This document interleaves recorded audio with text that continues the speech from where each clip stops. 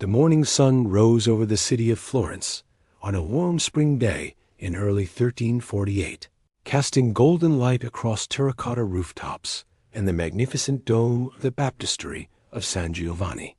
Church bells rang out across the city, calling the faithful to morning prayers, while merchants opened their shops along the narrow cobblestone streets. It was a day like any other in one of Europe's most prosperous cities, a place where wealth flowed like the Arno River and where art, commerce, and ambition thrived in equal measure. No one walking through the bustling markets or conducting business in the grand banking houses could have imagined that within months half of them would be dead. Florence in the early 14th century stood as a beacon of medieval civilization. With a population of roughly 90,000 souls, it ranked among the largest cities in Europe, rivaling Paris and Venice in both size and influence. The great banking families, particularly the Bardi and Peruzzi, controlled financial networks that stretched from England to the eastern Mediterranean.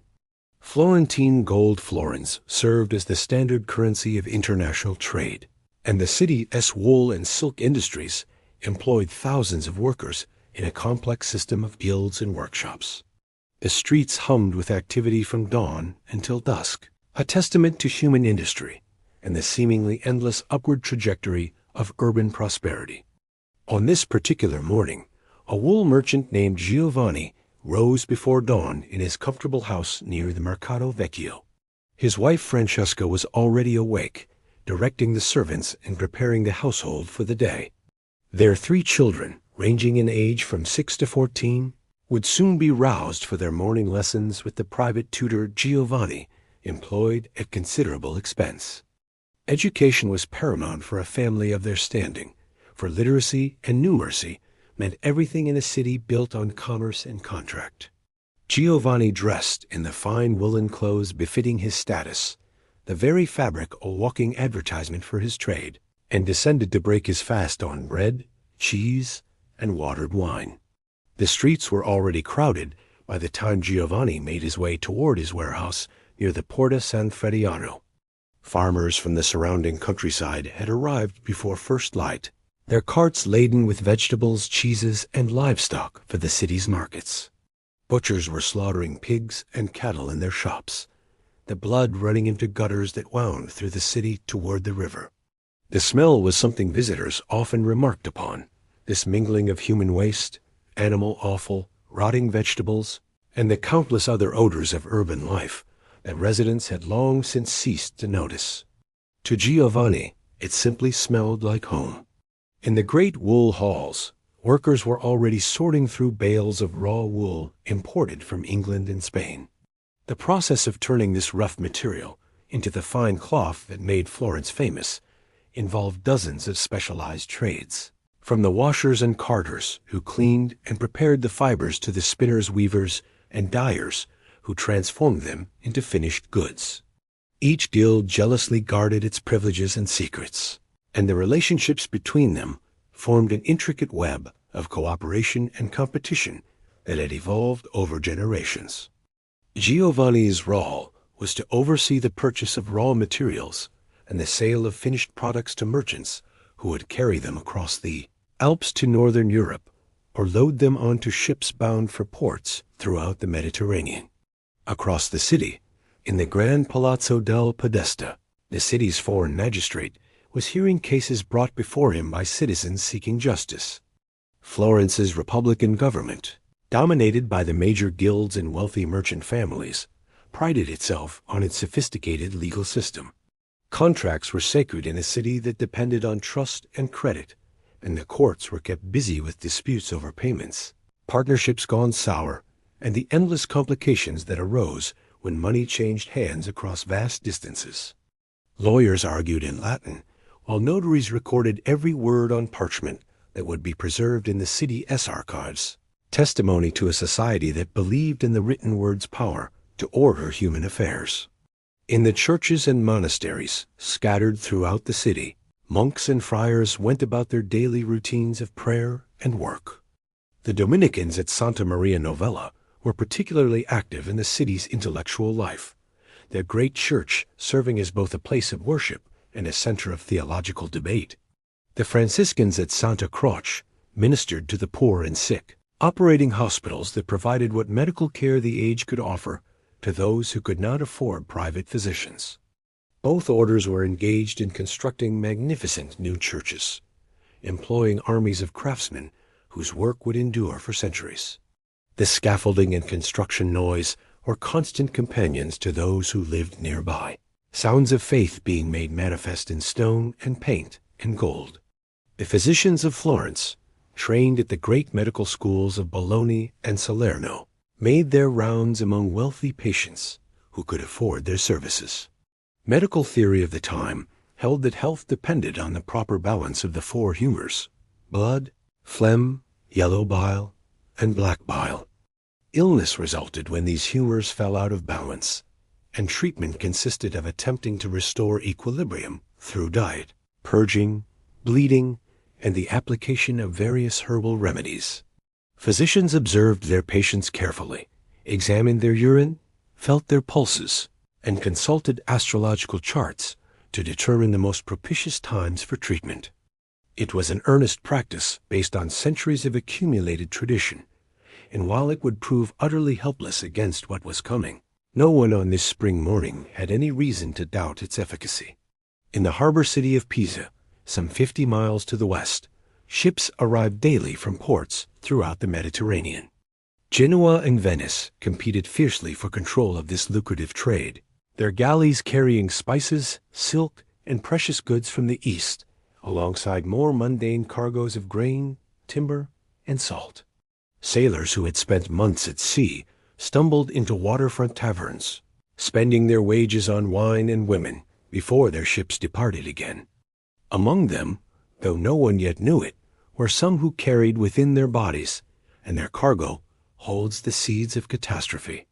Ships that had stopped at ports in the eastern Mediterranean, particularly in the Black Sea region, had taken on more than trade goods. They had taken on death itself. Reports had been filtering westward from months of a terrible pestilence sweeping through Asia. Merchants who traveled the Silk Road told tales of cities emptied of their populations, of bodies piling in the streets faster than they could be buried, of a disease that killed with terrifying speed. These reports seemed distant and almost fantastical to most Europeans, the kind of stories that travelers brought back from exotic lands, easy to dismiss as exaggeration. Even when news arrived that the plague had reached Constantinople in 1347, the great capital of the Byzantine Empire, most in Italy, remained unconcerned. Such disasters happened elsewhere, to other people, not in the prosperous and civilized cities of Western Christendom. Back in Florence, Giovanni concluded his business for the morning and made his way to his favorite tavern near the Mercato Nuovo. Here merchants gathered to exchange news and gossip, to negotiate deals, and to take the measure of the economic conditions that shaped their fortunes. The conversation that day turned, as it often did, to politics and profit. The ongoing war between England and France was disrupting wool supplies from Flanders, and some worried about the effect on prices. The recent bankruptcy of the great Bardi and Peruzzi banks, brought down by the English crown's refusal to repay its enormous debts, had sent shockwaves through the financial world, and the after-effects were still being felt. There was talk of unrest among the lower guilds, of workers demanding higher wages and better conditions, of the eternal tension between those who had and those who wanted. No one mentioned plague. The children of Florence played in the streets and squares as children have always played, chasing each other through narrow alleys, playing games with balls and hoops and sticks. They were largely invisible to the adults who hurried past on important business. These small figures who represented the city's future. In the foundling hospital of the Ospedale degli Innocenti, which would not be built for another century, but whose need was already evident, abandoned babies were cared for by nuns who did their best with limited resources. Infant mortality was high even in the best of times, and many parents had already buried children who did not survive their first years. Death was familiar in medieval Florence, a companion that walked alongside life. But it came in incomprehensible forms. Fevers that claimed the very young and very old, accidents in workshops and construction sites, violence in the streets, the many hazards of childbirth that killed mothers and infants alike. As the afternoon wore on, Francesca visited the market to oversee the purchase of provisions for the household. She was accompanied by a servant who carried her purchases and by the family's cook, who knew which vendors offered the freshest fish and the best cuts of meat. The market was a riot of color and noise, vendors calling out their wares in competing voices, customers haggling over prices, pickpockets working the crowds while city guards kept a watchful eye. Francesca moved through this chaos with practiced ease, a woman of substance whose status was evident in her dress and bearing. She stopped to pray briefly at a small church along her route, lighting a candle for her family's continued health and prosperity, a routine devotion performed without any particular anxiety. The evening brought the family together for their main meal of the day. Giovanni recounted the day's business dealings, while Francesca reported on household matters. The children squirmed through their lessons in table manners and deportment, eager to be released to play before bedtime. It was a scene that would have been recognizable in prosperous households throughout Europe. This gathering of family around food and conversation, the basic social unit that gave structure and meaning to medieval life. They spoke of ordinary things, the marriage being arranged for their eldest daughter, the apprenticeship being considered for their son, the new clothes needed for an upcoming festival, the endless small concerns that fill the days of those who do not know that their days are numbered. Night fell over Florence, and the city grew quiet. The gates were closed and guarded, the streets largely empty except for night watchmen and those with urgent business or ill intent. In the churches, prayers were offered for the souls of the dead and the welfare of the living. In the hospitals, the sick tossed in their beds, while attendants did what little they could to ease their suffering. In the great houses of the wealthy, candles burned late as merchants worked over their account books, calculating profits and losses, planning for futures they took for granted. In the cramped quarters of the poor, families slept crowded together for warmth, dreaming whatever dreams the hard-working poor have always dreamed. No one in Florence that night knew that plague had already reached Sicily. No one knew that within weeks it would appear in Pisa and Genoa, that by March it would enter Florence itself.